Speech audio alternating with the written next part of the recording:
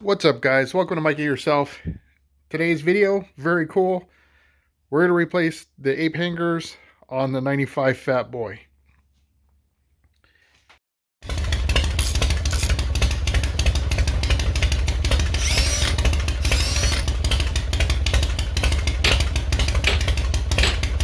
Damn it! Alright guys, so as I mentioned, we're going to replace the ape hangers on the 95 Fat Boy. So we're going to bring these down a little bit. If you saw my video on ape hanger, making your decision or whatever, I found that these just, for any long distance type of riding, these aren't comfortable for me. These are great to scoot around the town if I'm not going any further than 15-20 minutes, but it just, I'm not enjoying the ride. It looks cool as hell. Like, I love the look of these bars on this bike, but from a riding perspective, it's not jiving with me. So we're going to swap these out, and what we're going to put on are those. So these are 12-inch ape hangers. They're kind of that Z-bar look, and yeah, we're going to go ahead and put those on. But first, what we need to do is we're going to have to disconnect any of the wiring that is done through the bars. So this is my first time doing it, and it's going to be a learning experience for me, and hopefully you can learn from my successes and mistakes, right? So I'm going to make some mistakes, I'm sure, along the way. So just kind of looking through this, the wiring comes down, and again, this is going to be minimal because this being an older bike, the only electronics that go through here are literally these switches, right? So your throttle cables are on the exterior because this is not a throttle by wire bike like newer bikes are. And then the hydraulic lines for brakes are also on the outside. So that's not a factor. So it's literally just what you see in the hand controls. So in this case, a couple of wires there, a couple of wires here. They get fed down. They come down through the triple tree there, and then they go in underneath the tank. So what that means is we're going to have to take the tank off, which means I've got to drain all the fuel out of it. And then I want to make sure, because this tank had rust issues before, I'm going to try something. I'm going to use some WD-40 just to kind of spritz in there a little bit. I'm not like soaking the tank or anything like that. And that's just to help deter moisture from gathering in the tank. I don't know how long this process is going to take. I'm going to assume it's going to at least take overnight, just because I don't have a full day to work on this. So I'll get started. Got to get this drained, and then I'll bring it back once we get the tank off. Or actually, I'll show you the tank removal process is a little bit different, because I think this is called a fat bob tank, but it's two separate tanks, right? So it's just the dividers covered with the dash and the bib there, or the dash panel, I should say. And so once I drain one side, I got to let it go all the way through. There'll be some residual. So what feeds this fuel tank's fuel over is through this here, but not everything gets pushed over.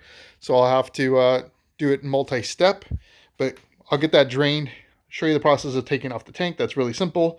And then we'll look at what the wiring looks like and what we're going to be up against. I'm hoping it's going to be something simple, but being that it's older stuff, my gut is telling me that we're gonna have to pull some pins out of a connector, but I won't know that until we get the tank off.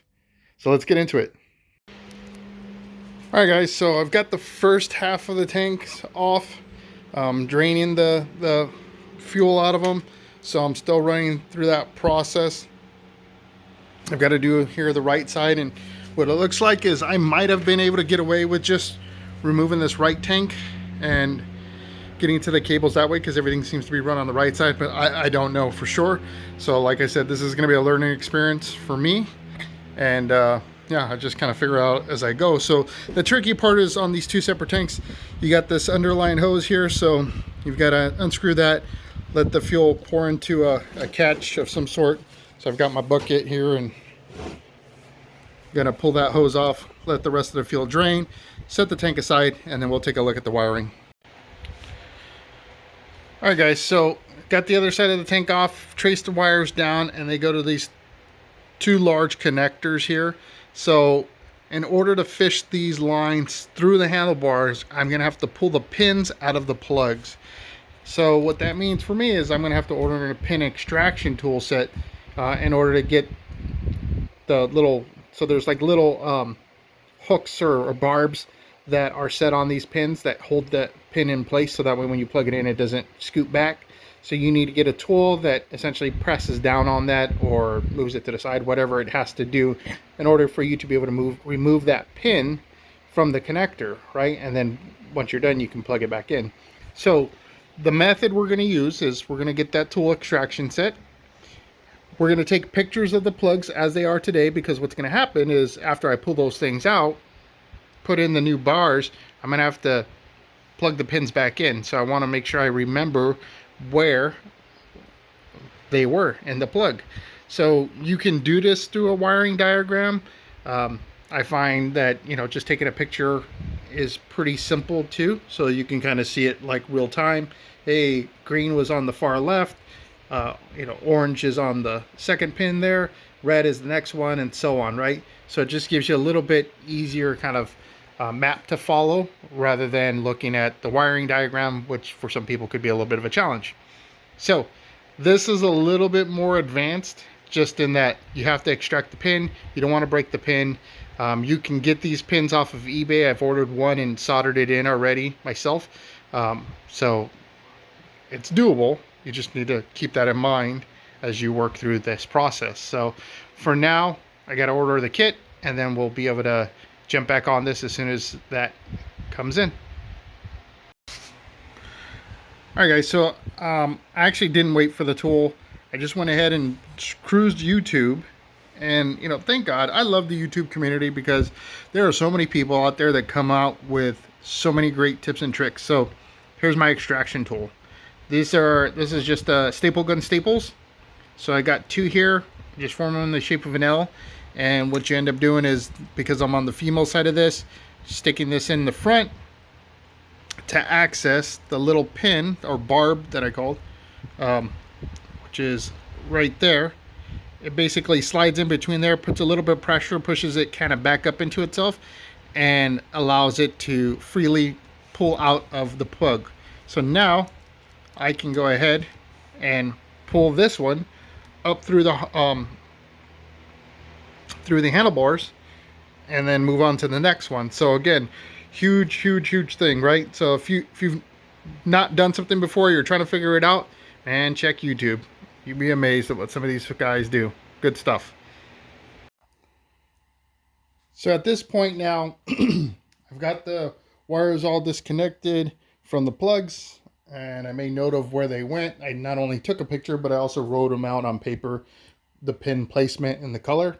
And I'm just trying to now pull them out through the handlebars, so that way I can put the new bars on, just put them in place, and tomorrow morning I'll go ahead and button everything up, which means I got to string these things through those bars, which I'm going to try a couple of different tricks, and hopefully I'll get lucky doing that. But these ones have been in this for a long time, and yeah, they're not coming out so easy. So this is kind of a little bit of the challenge, I think. And because the throttle is on cables, I can't just pull the bars away from the bike, because I would have to disconnect the throttle cables and fish those through as well. So I'm, in a sense, trying to make this easy for myself. But then again, who knows if I'm making this easy for myself, right? Not quite sure, but we'll see. I've got about, looks like I got the right side or the throttle side of the cabling through.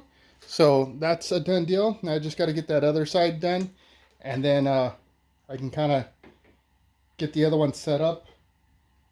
And what I'm doing is I'm just using some string attached to my ceiling to keep this thing from just falling over, so that way I can manipulate it. But at this point, because the throttle's not on that side, I can actually lift these bars away, get them away from the bike, and that way I can work on them in a better location, on my lap or whatever, to get those cables out. But I can, start working on at least mocking up the other bars, just to get it to a place where I can park it for the night. All right, so I've got the bars kind of semi-mounted. You can see my really cool paint job or tape job I did over there to help, clean, or at least keep things from falling off. Again, this is just so I can park it overnight. But some of the things that I will need to address, and I don't think it's going to impact my functionality up front, but again, I'll need to address, is the length of my cables. So my throttle cables are very long now, and my clutch cable is long. Now, the good thing is, for my clutch cable, that's not such a big deal, just because of the fact that I needed to replace it anyways. It's got a lot of sun damage on it. This thing is toast, right? So I'll need to replace this anyways. So I have to figure out what that length is going to be and get a steel braided line.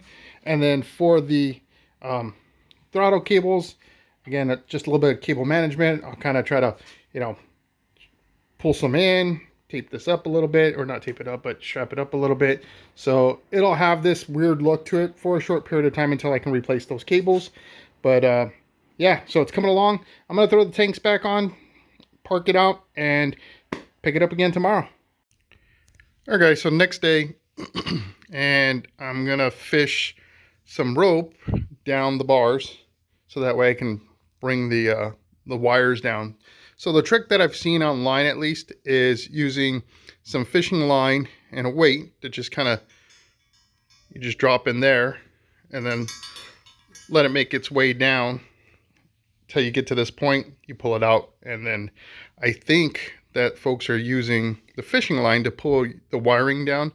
But all I have, I do small lake fishing, so all I have is some 8-pound test line. I don't know if this is going to be strong enough to pull the cables down, just because they're a little bit older and probably more expanded. I don't know. So what I'm going to do is I'm going to use the fishing line to get through the bar, and then I'm going to tie on some rope that I have, some pretty thin rope, and then use the fishing line to pull the rope through, and then I'll attach the throttle cables, or not the throttle cables, but the hand control wiring to the rope with some electrical tape, and then fish it through. So that way I know, like, this ain't gonna break, right? That's for sure. What I don't want to do is get halfway through the bar and then have the fishing line break, because then you have to start all over again, and that's kind of a pain. So I'm just used, like I said, you're just fishing line and a simple weight, the fishing weight, and that should, just by kind of toying with it, you can hear it kind of already making its way down, and there it is. So now I've got that fishing line through. So I've got, you can barely see it, right? So fishing line there, fishing line there. So now I'm going to attach the rope, pull it through, and then I'll do the same thing for the other side, and that way it's ready to go. And so for the right side, the throttle side hand controls, because the throttle cables go through that, I couldn't take that off of the bike, but the other hand controls I was able to bring in, so I can at least fish these ones through, get it all prepped for that left side grip, and then yeah, get it back on the bike, and I'll have to work on that right side. So hopefully doing it that way won't be too difficult, but we'll see. Again, it's been a great learning experience so far. I did mock them up on the bike and sat down on it. It feels so much more comfortable on the shoulders and the arms. So I'm super jacked. I want to see what this thing is going to be like when I ride it. So I'm really excited. Hopefully I can get through this easily. So we're back in the garage, and I've got kind of the bars strung up here on some string just to kind of keep them floating above the bike as I work through the cable process. And so I've got the left side on, that's in there, and I'll worry about kind of running it through the triple tree after I get the right side done. But just kind of lessons learned on that left side. So I used rope. On the inside of this, there are some sharper curves, so the rope was getting hung up a little bit here and there. This was probably the worst of the spots, just because it's a 90-degree bend there. So as much as I like how these bars look, that didn't do me any favors, right? So something to consider as you work through this process. So it's a little bit. The other thing I did is I used silicone spray to help lubricate the cable a bit to make it easier to slide through. When I do this right side though, I'm gonna try some dielectric grease. So just another lubricant in order to try to see if I can maneuver through the corners a little bit easier. I'm still using the rope just because, like I said, I want that strength in there. As I got to the bottom of that side, the rope broke away from the electrical tape, but I was close enough where I could, easily grab it with some uh, needle nose and kind of pull it the rest of the way. So it wasn't too bad, but definitely not something I want to do over and over, right? So I'm going to go ahead and start working on this side, and I'll bring you back once I tell you what my experience is like, or that way I can tell you what my experience is like using dielectric grease and any challenges that I ran into doing this side. All right, so we've got the bars up here. I've got the cables run. I've just got to tighten up that side. That side is done. The wiring is already fished through, and I put the pins back into the connectors. But all that said and done, this should be pretty easy to button up. Now, I do want to bring to your attention one thing, and that is the throttle cables. So in my many years of infinite wisdom, I've turned this 30-minute thing into probably like a 3-day thing.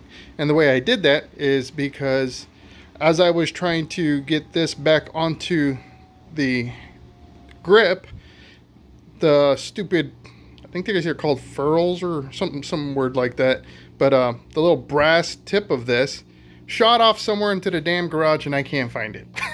So I'm gonna have to figure out, either locate it wherever the heck it went, which I had my road glide in here and it actually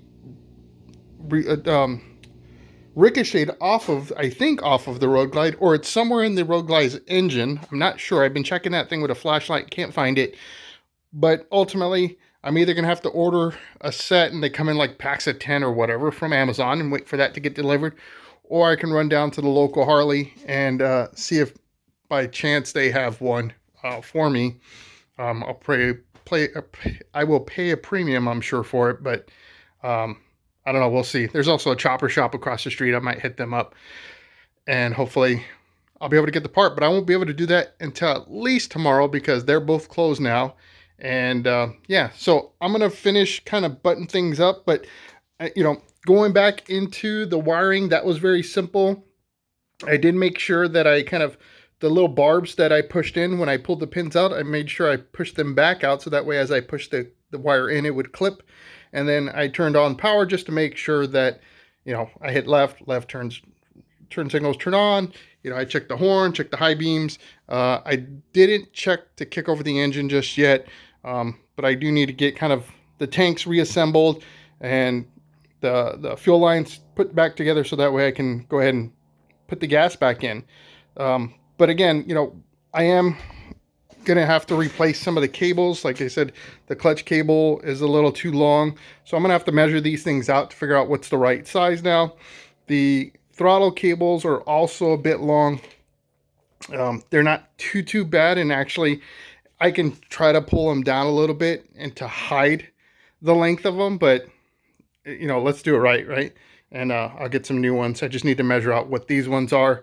I think being that these are just 12-inch apes, I might be able to go back to stock cables, but I don't know yet. The other thing too is going to be this brake line. This was long to begin with, so now it's even worse. So I just need to replace this one as well. That one's a little easier to hide, but so all in all, like I said, just kind of continue to work through the process. I sat on the bike multiple times, man. They feel great. So I'm really excited to be able to get that first ride in. All right, so here it is. This is well, as far as I'm going to go right now without replacing the cables. And even with the cables being a little long, it's not too bad. I definitely want to see a cleaner look where I can just run the cable along each bar and not have this kind of BMX looking crossover thing going on right now. But it doesn't look horrible. I love how the bars look. My seating position is far better. They're very comfortable. I can feel the difference in my shoulders immediately. And then I can definitely feel much more control of the bike at slower speeds than I did with the ape hangers. I kind of felt like it was like this constant shifting of trying to maintain a line when I had the apes on, or the 16 inches, but with these 12s, Yeah, they're on point, man. I really, really like this. They are a little bit more narrow as well, so that helps out quite a bit. So I've got to put on a few miles, you know, before I really get a good feel for the success of these. But right now, kind of from the get-go, it feels pretty darn good. They look awesome. I'll post a link that I got these from on eBay. They were $100. I forget the name of the brand. I forget if it was TCMT or it was one of those groups. So I'll put the link there, so that way you'll have access to the same exact bars that I got. And I was able to pick up that little brass ferrule from Harley Davidson today, so I can complete the installation of things. And overall, like I said, it feels great, looks great. I'm definitely satisfied. So I hope you enjoyed this video. If you did, hit that thumbs up. If you enjoy my content, subscribe. If you don't want to miss out on the next video, hit the notification bell. And until the next video, I hope to see you in the wind.